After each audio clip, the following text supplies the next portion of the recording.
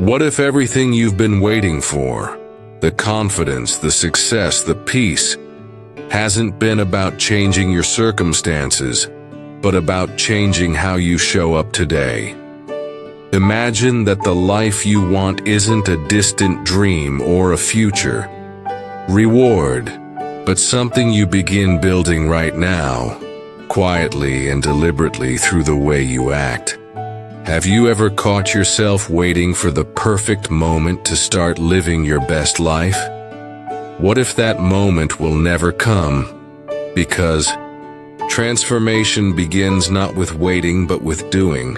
What if the only real barrier between you and the life you desire isn't your past, your doubts, or the world around you, but simply the way you behave today? The truth is, the world doesn't respond to your wishes or your intentions. It responds to your identity. But identity isn't something you stumble upon or discover. It's something you quietly build, step by step, through consistent action. You say you want clarity, confidence, discipline, and success. But do you move and act like someone who already embodies those qualities? Or are you still waiting for a signal, a green light, or permission to begin? Most people spend their whole lives waiting for that right moment. The moment when fear disappears, when conditions feel perfect, when they finally feel ready. But here's the hard truth. That moment rarely arrives. Because confidence isn't the starting point. It's the outcome. It's a reward earned only after you take action. This is the wisdom the Stoics knew deeply. Transformation doesn't start with thought or intention. It begins with practice. You don't become calm by thinking about peace. You become calm by breathing steadily through chaos. You don't become wise by collecting ideas. You become wise by living those ideas repeatedly until your mind and body start to believe them as truth. To act as if isn't pretending or lying to yourself. It's aligning your actions with the person you choose to become. It's saying, "This is who I am now," not someday in the future.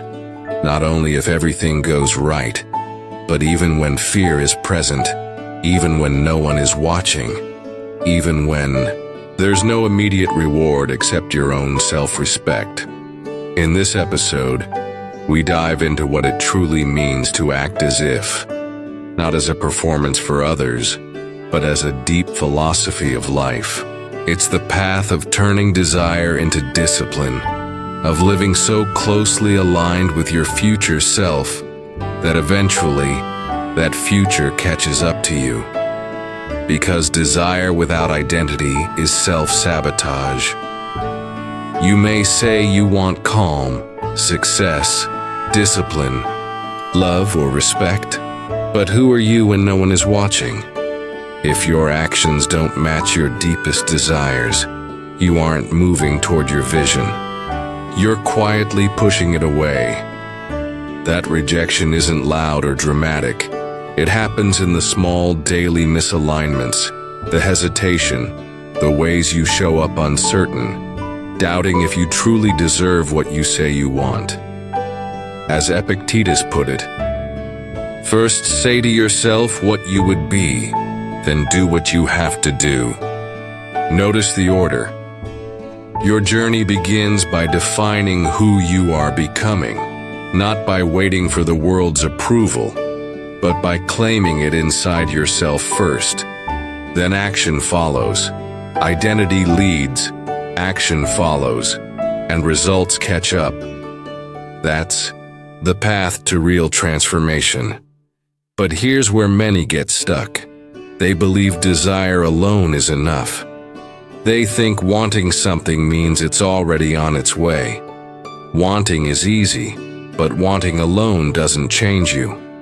In fact, wanting can trap you in place, creating an illusion of movement without real progress because it doesn't require risk or commitment. And when your behavior doesn't match your vision, your subconscious senses that gap immediately. Building on the idea that action leads transformation, we realize that inconsistency in our behavior quietly but deeply erodes our inner belief. Imagine your mind as a constant observer, always listening and taking note of everything you do. If you say, "I want to be disciplined," but keep hitting snooze every morning, your mind gradually learns that your words lack real meaning. Or if you say, "I want to be respected," but allow others to cross your boundaries easily, your nervous system concludes that your needs don't matter. Bit by bit, your belief erodes, not because you failed, but because you weren't true to yourself. Desire only has power when paired with real identity. And identity isn't a personality test, a dream, or a label. It's a moment-by-moment commitment, where every action you take casts a vote for the person you are becoming. When you consistently vote against your vision, you become your own saboteur. That's why acting as if is so radical. It means no longer waiting to feel ready. You act now, fully aligned with the self you want to become, even when it feels unnatural. Especially when it feels unnatural, because change is uncomfortable and disruptive. It shakes the version of you that was used to playing small and safe. So ask yourself right now, what do I claim to want? Do my behaviors reflect someone who already lives that truth? If not, what is the smallest action you can take today to close that gap? Not to perform, not for applause, but for true alignment. Because the moment you act from identity, not from insecurity or fear, you stop sabotaging your future and start stepping into it. Secondly, your present actions are a prophecy. What you do today not only shapes your future, it predicts it. Most people misunderstand the power of action, seeing it as something reactive, a tool to fix problems or pursue goals. But in truth, action is a declaration. Every choice sends a message to your subconscious, your future self, and the world around you. This is who I am. This is what I believe is possible for me. When you start acting like someone who already has what they want, something strange happens. Reality begins to shift. Marcus Aurelius wrote, "The soul becomes dyed with the color of its thoughts. But thoughts alone aren't enough. They must be backed by motion, courage, and repetition. Otherwise, they remain beautiful but powerless dreams." Here's a truth most avoid. The future isn't something that just happens to you. It's something you build brick by brick through your habits. Every time you choose to show up, especially when it's hard, you lay the foundation for what you desire. When you delay, doubt, or drift, you're building too, but in the opposite direction. Look at your life right now, not with shame, but with clarity. The way you speak, carry yourself, start your mornings, and respond to stress, all adds up. It's not random, it's prophecy. If nothing changes, this is where you're headed. Not by fate, but by inertia. And that can be terrifying or empowering, depending on what you choose to do next. To act as if doesn't mean pretending. It means embodying. It means realizing that discipline, clarity, and confidence don't just appear out of nowhere. They come when you stop negotiating with your old self. When you stop hoping and start behaving like it's already yours. Think of someone who has what you want, not materially, but energetically. Someone calm under pressure. Someone who enters a room with quiet certainty. Someone who sets boundaries without guilt. Now ask yourself, what do they do differently? How do they carry themselves on an ordinary Tuesday morning? Then ask, what would it look like if I did the same? And this isn't about waiting for motivation. Building on the idea that action shapes your future, we understand that stepping into alignment with the person you want to become must happen before any clear evidence appears. It's about training your mind and body to trust a new rhythm, one guided by purpose, not panic. Because action is not merely movement. It's momentum, it's a signal. If you want a new life, you don't need to see the entire path. You just need to take one step in the direction of who you already are becoming. So, pause right now and ask yourself, what does my current behavior say about my future?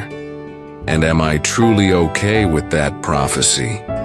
If not, change the signal, change the action, and everything else will follow. Third, acting as if isn't pretending, it's practicing.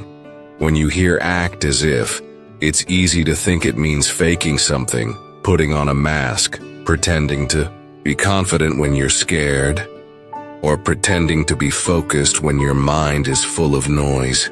But the truth is, acting as if isn't about deception. It's about direction. It's not a performance, it's practice. Aristotle said, "We are what we repeatedly do." Excellence then is not a single act, but a habit. This isn't just philosophy, it's neuroscience. Every time you show up and behave like the person you aspire to be, you're rewiring your brain. You're building emotional muscle memory. You're not lying to yourself. You're rehearsing a new identity until it becomes instinct. Think of an actor preparing for a role. At first, it feels unnatural. They stumble over lines, second-guess their movements, and overthink everything. But over time, something shifts. They stop acting and start being. The same is true for you. If you want to be calm under pressure, you don't wait to feel calm. You breathe, slow your voice, ground your presence repeatedly until calm is no longer an act. It's who you are. Most people wait until they feel ready to behave differently, but feelings rarely come first. You don't feel confident before doing something scary. You feel confident after doing it repeatedly. That's the common mistake, waiting for emotion to lead behavior. But in reality, emotion follows action. This is where fake it till you make it is often misunderstood. It's not about being inauthentic. It's about training your nervous system to trust a new standard. If your identity is tied to anxiety, self-doubt, or avoidance, then calm, clarity, and courage will always feel fake at first. But they're not fake. They're just unfamiliar. The more you practice them, the more familiar they become. Imagine someone who wants to be a disciplined writer. They don't wait for inspiration to strike. They sit down every day, even when the words don't come and the page remains blank. That repetition is the transformation, not only of their work but of themselves. They're not pretending to be a writer. They're becoming one through the discipline of showing up. You can apply this to anything: leadership, emotional control, patience, presence. You practice in real time. You stumble, you adjust. Then, one day, without realizing it, you become what you once chased. not because you forced it, but because you lived it. So ask yourself, what version of me am I waiting to feel before I act like them? And what would happen if I stopped waiting and started practicing? This is not a performance for the world. Building on the practice of becoming your ideal self, we see that this is not about wearing a mask or pretending, but about the quiet forging of the person you truly are becoming. Fourth, the Stoic chooses to embody rather than just desire. How many times have you told yourself, I want to be more disciplined, or I wish I were calmer, more confident, less reactive, and yet, your actions tell a different story. You mean it, you want the change, but wanting isn't enough. No amount of wishing will bridge the gap between who you are and who you could be. In Stoic philosophy, transformation doesn't begin with intention, it begins with embodiment. Seneca wrote, "We suffer more in imagination than in reality." Those words cut deep when we realize much of our suffering comes not from what is happening, but from who we are not becoming. We imagine who we could be and feel the distance between where we are and where we want to go. But instead of stepping into action, we get stuck in longing. We delay, overthink, procrastinate. Not because we don't care, but because part of us is still waiting to feel ready. But readiness is a myth. You will never feel completely ready to step into a higher version of yourself. Why? Because growth feels unnatural at first. Embodiment feels awkward when you've lived out of alignment for years. But the Stoic doesn't wait to feel aligned. He chooses alignment. He acts as if not out of delusion, but out of clarity. To embody something means to make it visible through behavior. It means your choices speak for your values. Your posture reflects your peace. Your tone carries your truth. The Stoic sage doesn't just know the right path, he walks it quietly every day, even when no one is watching, because he understands wisdom is measured not in theory, but in action under pressure. It's easy to admire a virtue. It's much harder to live it. It's easy to read a quote about resilience. It's much harder to hold your composure when you're under attack. It's easy to want courage. It's much harder to speak up when your voice shakes. But that's the difference between someone who merely wants and someone who becomes. The Stoic doesn't seek applause. He seeks integrity, not in front of others but in the eyes of his own conscience. And this distinction matters because there is danger in collecting wisdom without applying it. It becomes performance. You know the words, you share the posts, you repeat the principles, but when life tests you, you fold. Not because you're a hypocrite, but because you haven't embodied the philosophy. You haven't trained it. In Stoicism, embodiment is a form of training. It's the gym for the soul. You don't become patient by reading Seneca. You become patient by pausing when you want to explode. You don't become courageous by memorizing quotes. You become courageous by showing up again and again in situations that scare you. So how do you move from wanting to embodying? It starts with small, consistent acts. You don't have to become the full version of your ideal self in one day, but you do have to behave in ways that align with that self. Every day you set a boundary, even when it feels uncomfortable. Building on the embodiment through daily actions, we realize that it is these small moments that build the deepest trust, not only with others, but with ourselves. You wake up on time, even when your body protests. You speak calmly, even when your heart races with anxiety. And through moments like these, you begin to build trust, the deepest form of self-respect, which doesn't come from what you say about yourself, but from the person you choose to be.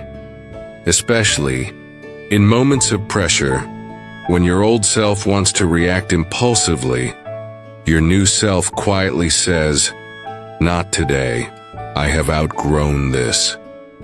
Embodiment is the opposite of pretending. It is the truest form of becoming. It is living so closely aligned with your highest values that your mere presence becomes proof, not through words but through energy, behavior, and consistency. So ask yourself, what do I want to be known for? Not in other people's minds, but in my own reflection.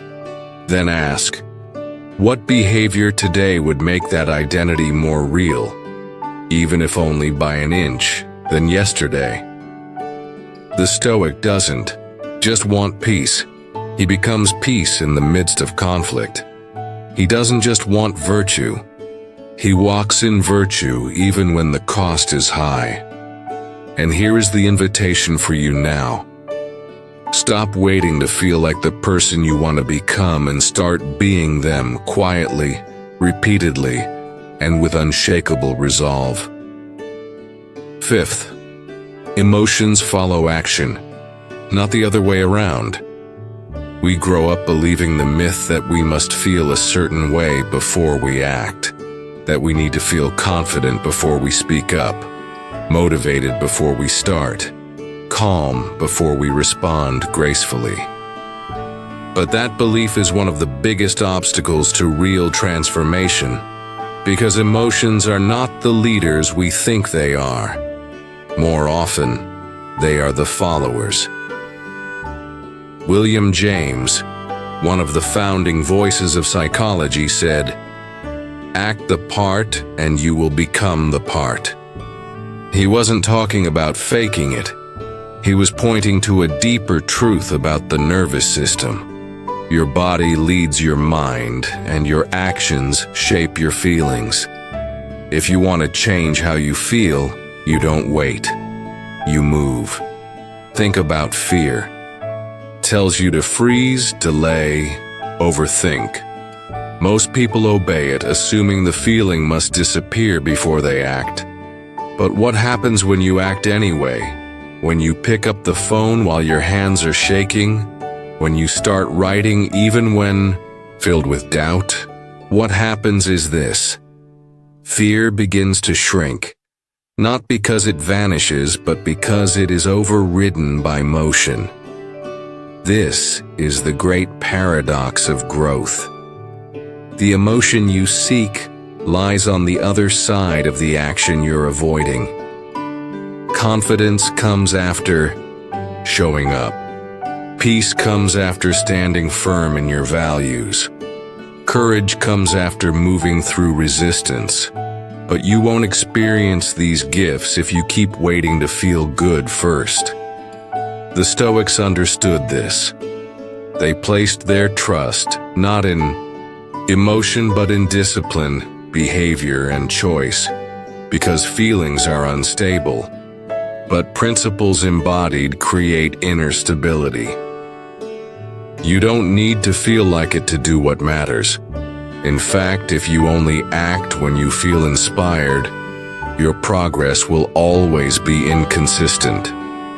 True power comes from doing the work even when every emotion inside you tries to stop you. That's when you build resilience. That's when you send a signal to your subconscious. I am no longer ruled by every passing feeling. And with time, your emotions begin to recalibrate. The more you act calm in chaos, the more your nervous system believes you are someone who is calm under pressure. The more you show up for your morning routine, the more your mind begins to expect discipline. Emotions follow repetition. They follow patterns. They are trained, not obeyed. Now ask yourself, What emotions are running my life right now?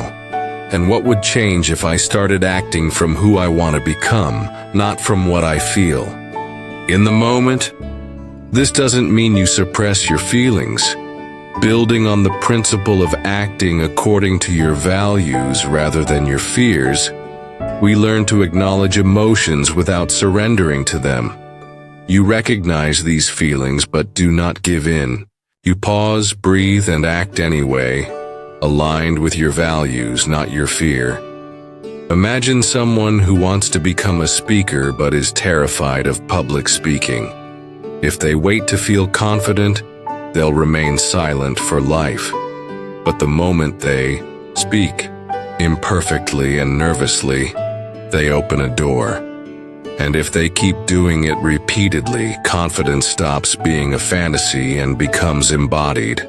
This principle applies to everything: building discipline, healing from rejection, setting boundaries, showing up as a leader, or even finding joy. You don't wait for joy to arrive. You do the things that generate it. Small acts repeated. So, next time you feel stuck, don't ask how to get rid of the feeling, but rather, what would the best version of me do anyway? Then do it. Not because you feel ready, but because your future depends on it. Sixth, visualization alone is not enough without alignment. Close your eyes and picture the life you want. Maybe you've done this before, imagined yourself stronger, calmer, more focused, more respected, more fulfilled. Maybe you've seen that version of yourself walking into a room with quiet confidence, moving through the world with intention, saying no without guilt, waking up with clarity and purpose. That vision might feel real in the moment, but the truth is without alignment, it will always stay a dream. Visualization has become popular for good reason. The brain responds to imagery. When you imagine success, your mind rehearses it. But the Stoics would caution, don't confuse imagining virtue with practicing it, because dreaming about change without action is comfort, a silent performance. It feels productive but leaves you exactly where you started. Alan Watts once said, "The only way to make sense out of change is to plunge into it, move with it, and join the dance." That's the missing piece. Thinking about transformation is not enough. You must step into it with your body, your habits, your tone, your posture, your decisions. Too often, people visualize outcomes like success, peace, love, but continue to behave in ways that contradict those visions. You see yourself living with calm, but react impulsively. You dream of a strong body, but skip the gym. You want financial peace, but ignore your spending habits. This gap between vision and behavior creates tension, because deep down your nervous system knows the truth. You're dreaming it, but not living it. The cost of this misalignment is subtle, but deadly. It erodes self-trust. Every time you imagine a better version of yourself but choose actions that betray that vision, you weaken the bridge between who you are and who you could be. Alignment is what makes visualization powerful. When your thoughts, actions, and identity point in the same direction, momentum builds. You start to feel like you're not just chasing your future self, you're becoming them, not by luck but through congruence. So how do you align? You start small. Ask yourself, if I already had the confidence I'm visualizing, how would I speak today? If I were already living with the discipline I admire, how would I structure this hour if I truly believed I was worthy?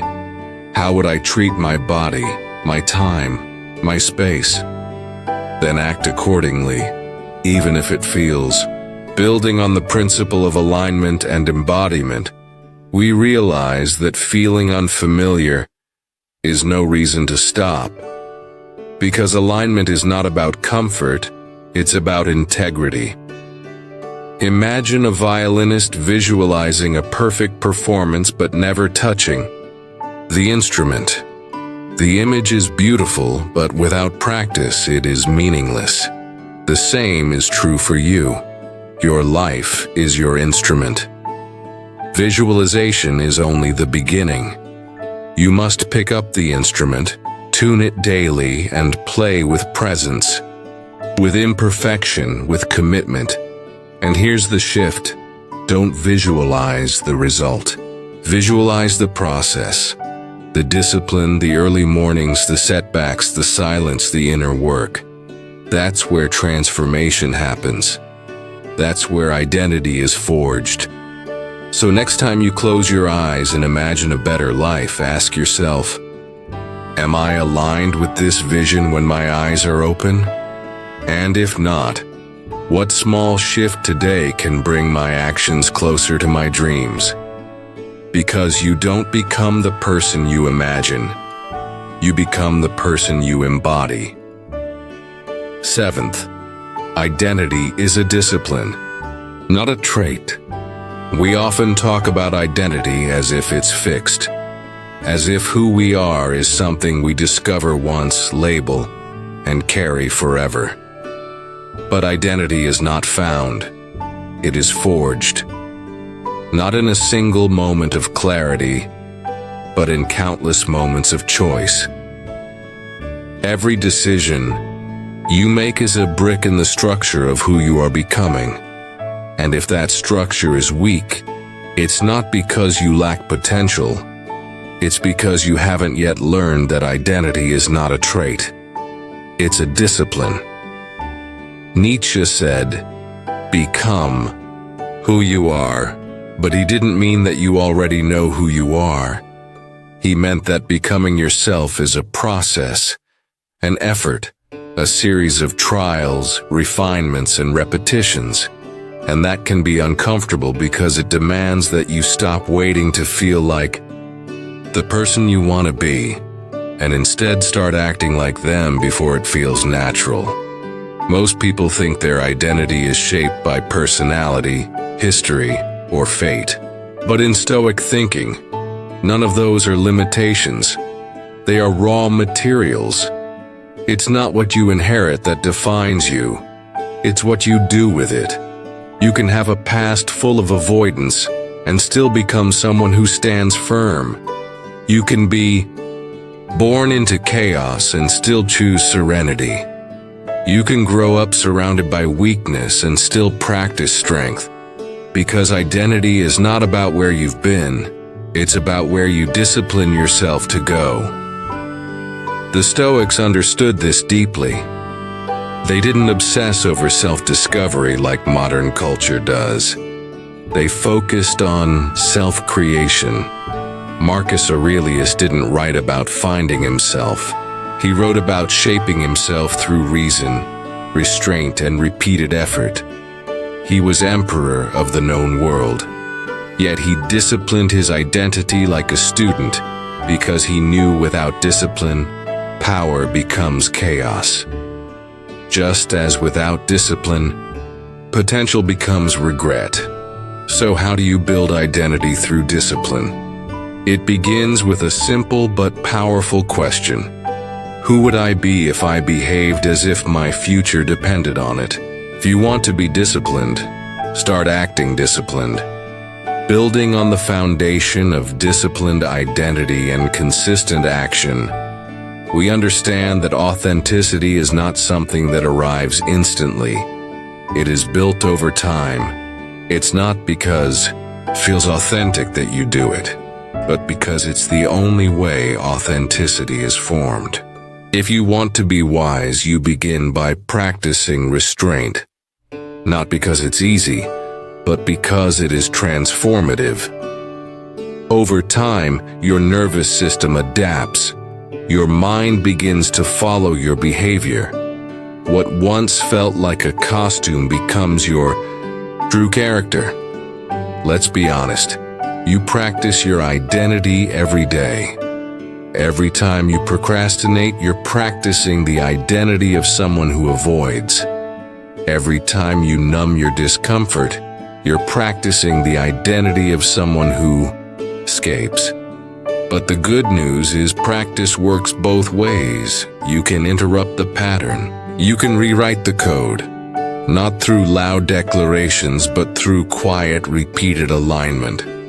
It's not about perfection, but about consistency. Show up, stumble, realign, show up again. And in that rhythm, identity is born, not as a label, but as a lived truth. So next time you say, "This is just who I am," pause. Ask yourself, is this who I have disciplined myself to be, or who I have settled into by default? Because one leads to freedom, the other to frustration. You are not your habits, but your habits are how you become yourself.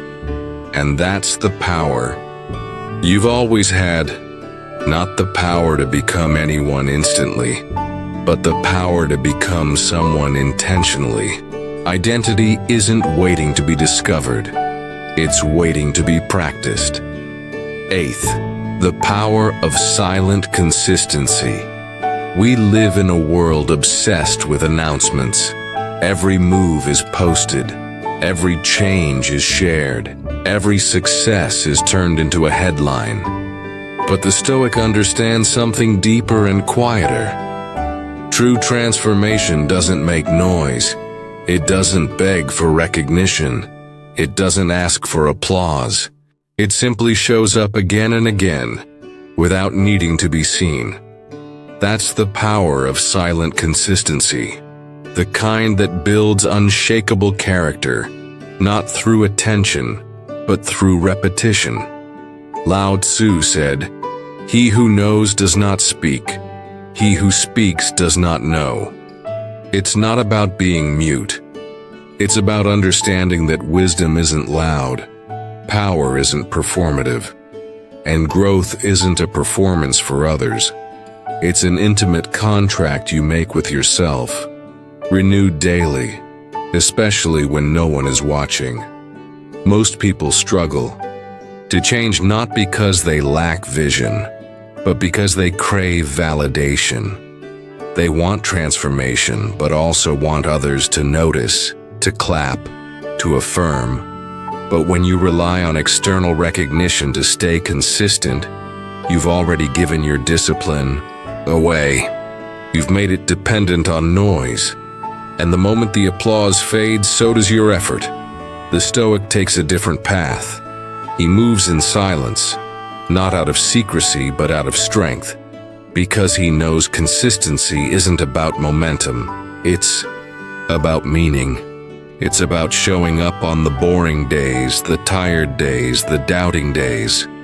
It's about keeping a promise to your future self even when your present self wants to quit. And this kind of consistency doesn't look impressive from the outside. It looks ordinary, like journaling for 5 minutes every morning, like choosing water over impulse, like saying no with calm conviction, like waking up early even when the bed begs you to stay. But over time, those small, quiet acts compound. They don't just change your habits, they change your identity. There's a reason the loudest people often burn out the fastest. Noise is energy, and energy burns quickly when it's not grounded. Building on the power of silent consistency, we see that noise often works against true perseverance.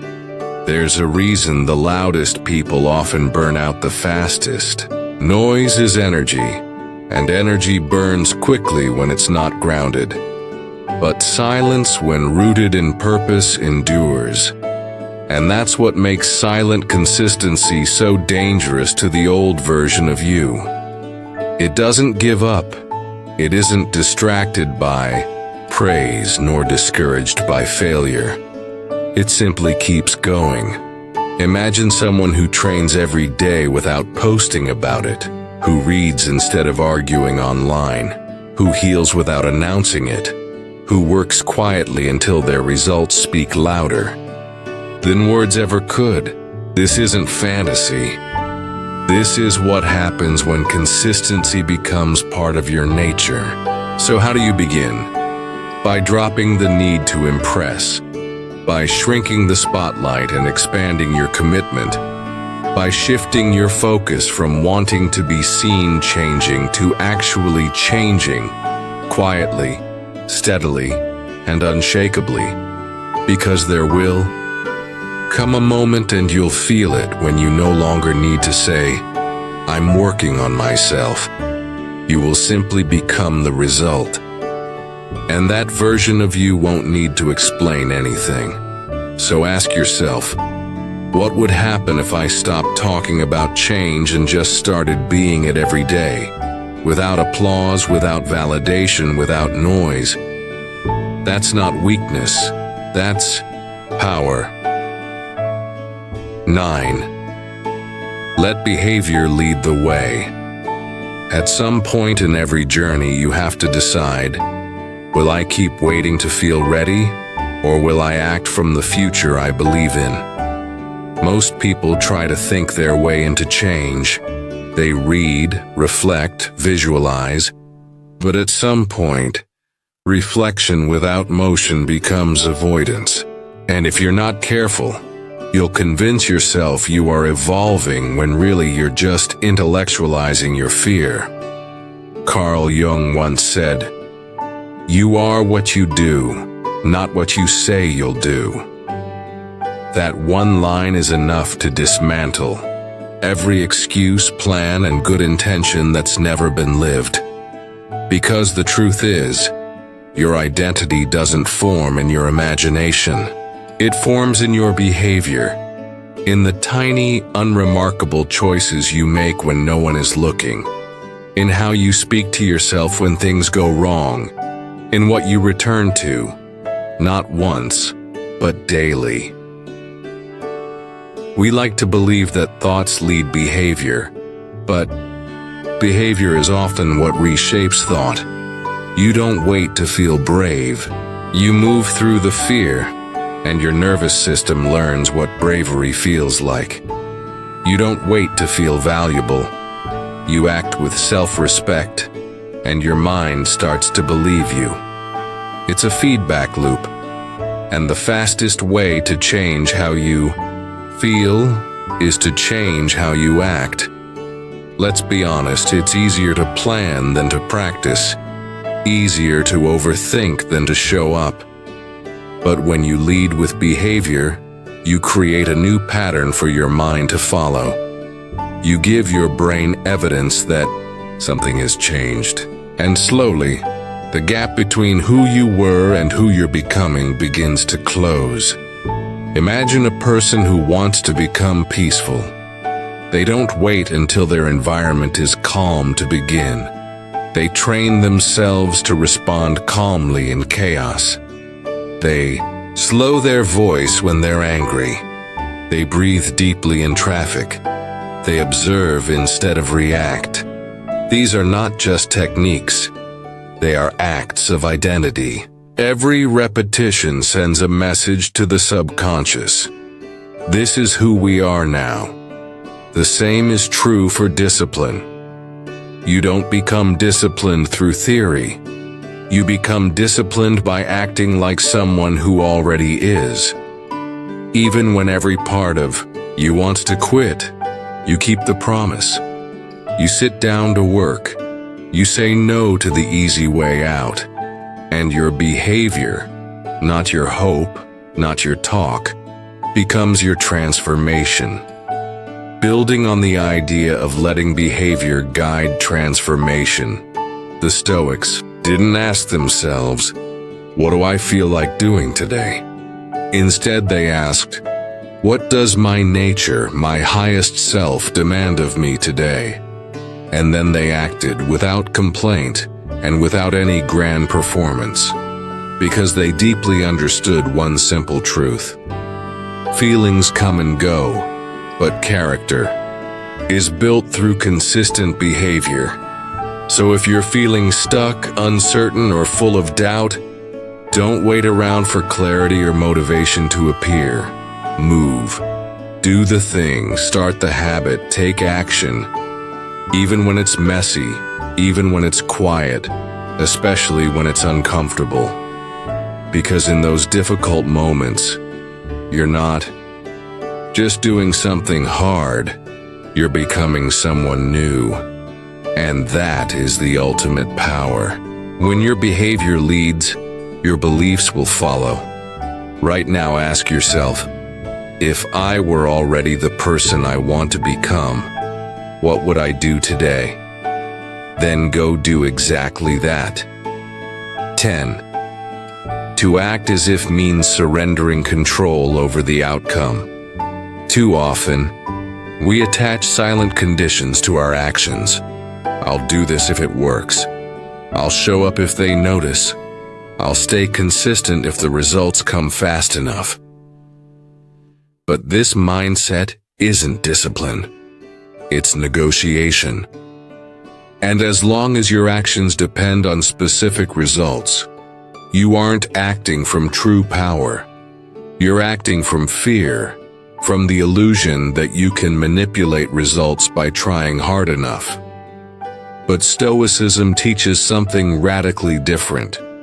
The path is yours to walk, but the outcome is not yours to control, Epictetus said. Freedom is the only worthy goal in life. It is achieved by disregarding things that lie beyond our control. And that brings us to the heart of this final principle. To act as if you already have what you want is not a guarantee that you'll get it. It's a declaration that you are willing to live in alignment with that reality. Even if the outcome never arrives, you aren't acting to obtain. You're acting because that is who you've chosen to be. That is real freedom. When your choices no longer become hostages to results. When you go to the gym not to impress others but because strength is your standard. When you hold boundaries not to punish but because dignity is non-negotiable. When you create, speak, build, and love not for applause, but because to do otherwise would betray your own soul. That is true power. This doesn't mean you stop caring. It means you shift from attachment to outcomes toward alignment with identity. You let go of desperate control and replace it with something stronger. Self-respect. Because here's the truth. Results are unpredictable. Markets crash, people change, circumstances shift. But who you become through the process, that's yours. That's what you carry. That's what no one can take from you. And ironically, when you focus on that, results often come faster. Not because you chase them harder, but because you stop suffocating them with expectation. Think of an artist. The amateur creates for applause. Building on the idea of acting from the identity you've chosen, rather than your current circumstances, we arrive at the art of creating from deep alignment.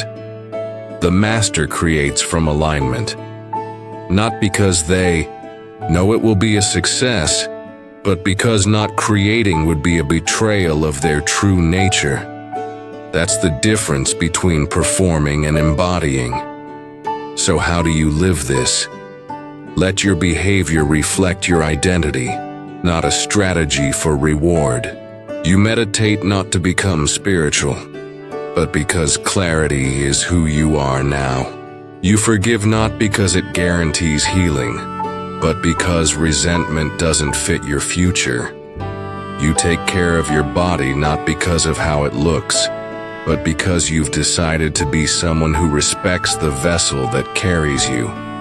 To act, as if is to say, this is who I am. Even if no one validates it, even if it's hard, even if the reward never comes, because the act itself is the reward. The discipline is the strength. The integrity is the prize. So ask yourself one final time, can I live the life I want? Not someday when outcomes arrive, but now, in how I walk, think, speak, and choose.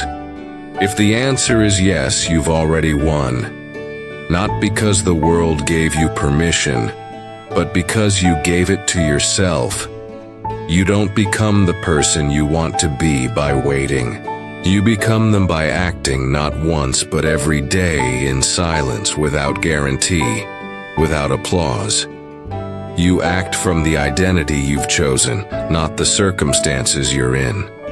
And that, more than anything else, is the mark of someone who is free. To act as if is not to lie. It's to align. It's to step into the future with such clarity, such quiet conviction, that even if the results take time, your integrity does not. You behave like the version of yourself who already lives the truth you believe in. Calm, grounded, focused, disciplined. Not someday, but now. And the world begins to respond, slowly, subtly. Not because you forced it, but because you became the kind of person it cannot ignore. The Stoics didn't ask for an easy life. They didn't chase outcomes or beg the universe for results. They simply lived as if they were already the person they aspired to be. And in doing so, they became it. So here's the quiet truth you carry with you now. You don't have to feel ready. You don't need anyone's permission. You only need to act as if you already are. And if this episode sparks something in you, a thought, a decision, a new beginning, subscribe.